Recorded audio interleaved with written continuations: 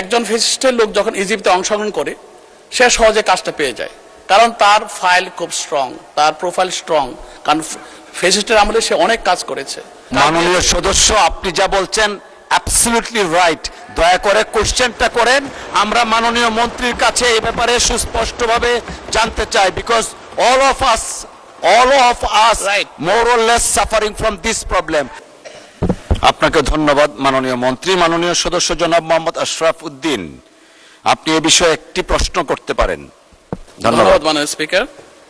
আসলে এখানে সমস্যাটা হলো ওই জায়গায় যে ইজিবিতে টেন্ডার হয়, আমরা ফ্যাসিস্টের আমলে দেখেছি ইজিবিতে টেন্ডার হচ্ছে খুলনা, বরিশাল, দেশের প্রত্যন্ত এলাকা থেকে, এবং একজন ফ্যাসিস্টের লোক যখন ইজিপ্টে অংশগ্রহণ করে সে সহজে কাজটা পেয়ে যায়, কারণ তার ফাইল খুব স্ট্রং, তার প্রোফাইল স্ট্রং, কারণ ফ্যাসিস্টের আমলে সে অনেক কাজ করেছে। কিন্তু অন্যান্য কন্ট্রাক্টর যারা আমাদের দলের অথবা ফ্যাসিস্টের পরে এই যে আমাদের যেটা বলি এই সরকার আমলে আমরা যারা এসেছি বা আমাদের অভিজ্ঞতা সম্পন্ন প্রকৌশলী বা ইঞ্জিনিয়ার বা কোম্পানি যেগুলো চালাচ্ছে, তারা কিন্তু তাদের সাথে পারে না। আমার প্রশ্নটা হলো যে তারা পর্দার আড়ালে থেকে কাজগুলো পেয়ে যায়, এই কাজটা বিক্রি করে 3-4টা বিক্রি হওয়ার পরে লোকাল একজন প্রতিনিধির কাছে আসে, তারা কোনোদিন কাজ ওই স্থানীয় ওই কনসেশনের কোনো একটা কোম্পানি ছাড়া করতে পারবে না। কিন্তু তারা কার কাছে যাচ্ছে? স্থানীয় সে অযোগ্য লোকদের কাছে যাচ্ছে, স্থানীয় কোনো কোম্পানির কাছে যাচ্ছে না, কারণ তারা গোপনে থেকে কাজ পেয়ে কাজগুলো বারবার বিক্রি করছে। এই যে হাত বদল হয়ে যাচ্ছে, তাতে দাম কমে, তাতে তাদের টাকা কমে যায়, অ্যামাউন্ট কমে যাচ্ছে বলে ওই লোকটা কিন্তু যখন লোকালি পাচ্ছে কাজটা, সে যে কোনোভাবে তাকে লাভ করতে হবে বিধায় সে নিম্নমানের মালামাল কিনে সে কাজ করছে। আমি তার প্রত্যক্ষ সাক্ষী, আমার এলাকায় 29টা। মাননীয় সদস্য, আপনি যা বলছেন অ্যাবসলিউটলি রাইট।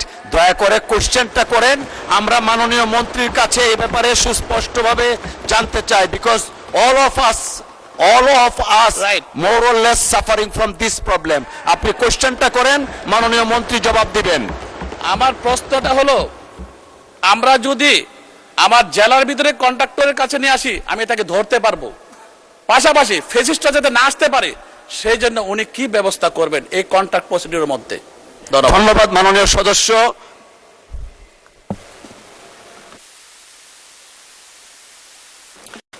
মাননীয় মন্ত্রী, দয়া করে যদি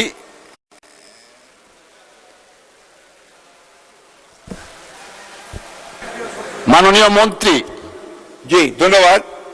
এই বিষয়গুলো আমরা অবগত আছি এবং আমরা ইতিমধ্যে মাননীয় প্রধানমন্ত্রীর সঙ্গে আলাপ করেছি, অর্থমন্ত্রীর সঙ্গে আলাপ করেছি।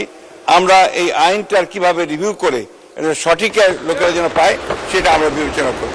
ধন্যবাদ। ধন্যবাদ মাননীয় মন্ত্রী। It is indeed